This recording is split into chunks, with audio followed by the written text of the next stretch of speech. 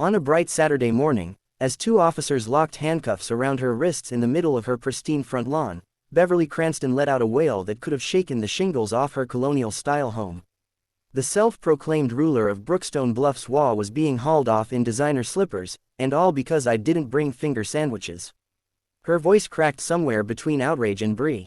From my porch swing, I sipped my coffee, raised a hand in a casual wave, and called out, "You left 19 voicemails, keyed my car, and stalked my golden retriever. You're not getting a picnic contribution. You're getting served. My name's Drew Sanderson, and I live in Brookstone Bluffs, a suburban labyrinth where WA rules have more weight than federal law, and neighborhood drama rivals daytime TV. I work from home designing websites, keep my hedges neat, and stay in my lane.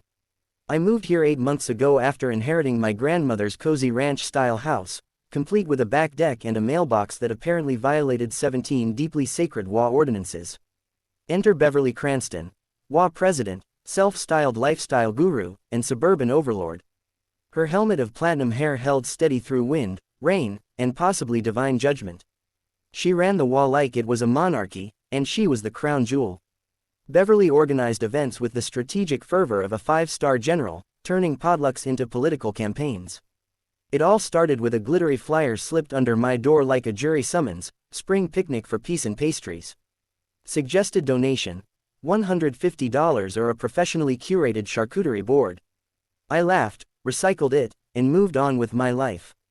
But Beverly didn't. That evening, my phone began erupting with voicemails full of her increasingly breathless monologues about unity, community spirit, and the life-changing power of smoked Gouda. By message 10, she was practically shrieking about how my refusal to participate was a betrayal of all Brookstone Bluffs stood for. When her calls didn't get results, the notes started, taped to my door, my windshield, even tucked under the paw of my lawn gnome. Your silence is suspicious. Camembert equals community. No cheddar, no character. Soon she was loitering outside my house, conveniently, walking past whenever I stepped outside.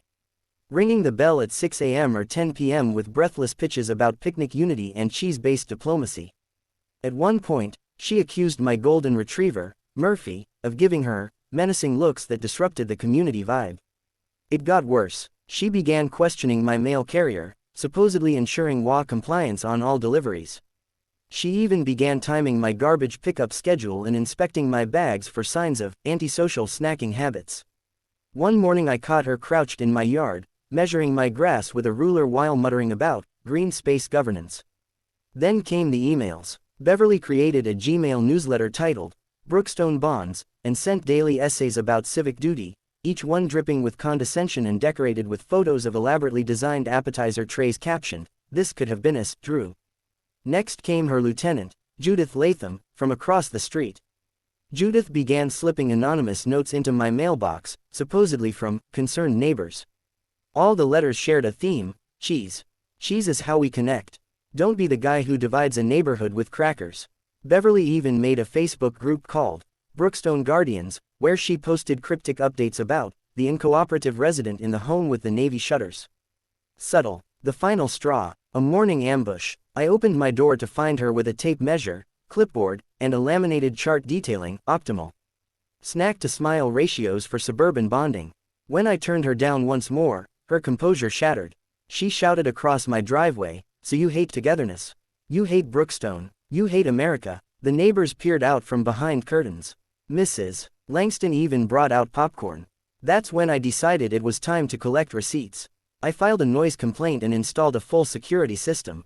The cameras caught Beverly's late-night escapades, including her flashlight inspections, attempts to peek through my windows, and leaving bits of cheese on my doormat like a dairy-themed curse. In retaliation, she began parking her golf cart, decorated with faux WA badges and a flag that read, "Neighborhood Nurturer," in front of my house every morning.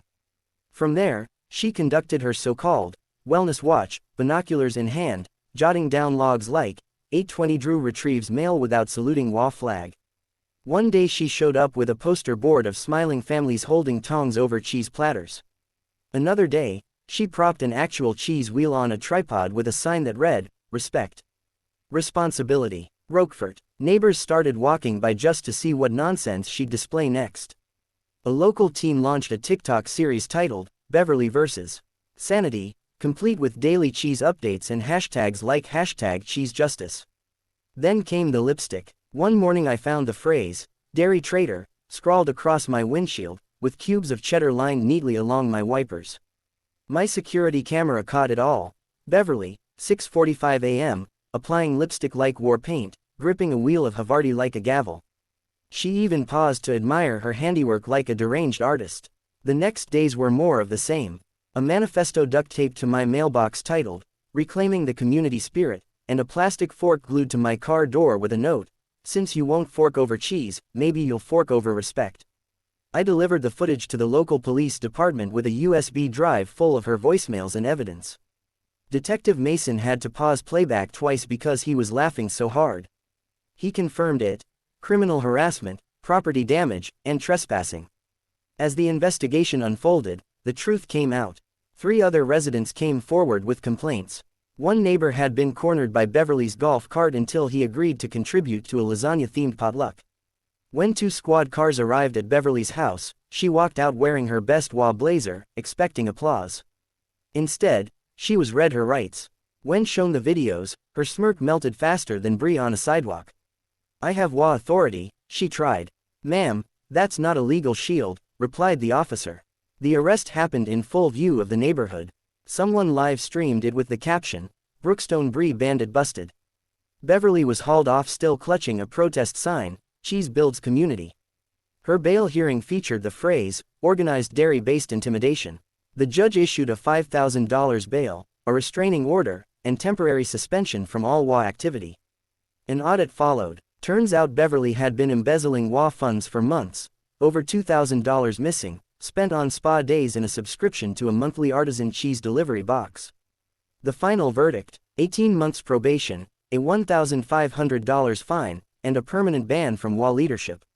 She was also ordered to repay every cent. When the judge read the sentence, Beverly's face turned scarlet. She screamed, "This is persecution of neighborly love." But I think we all knew. This was justice, sliced and served.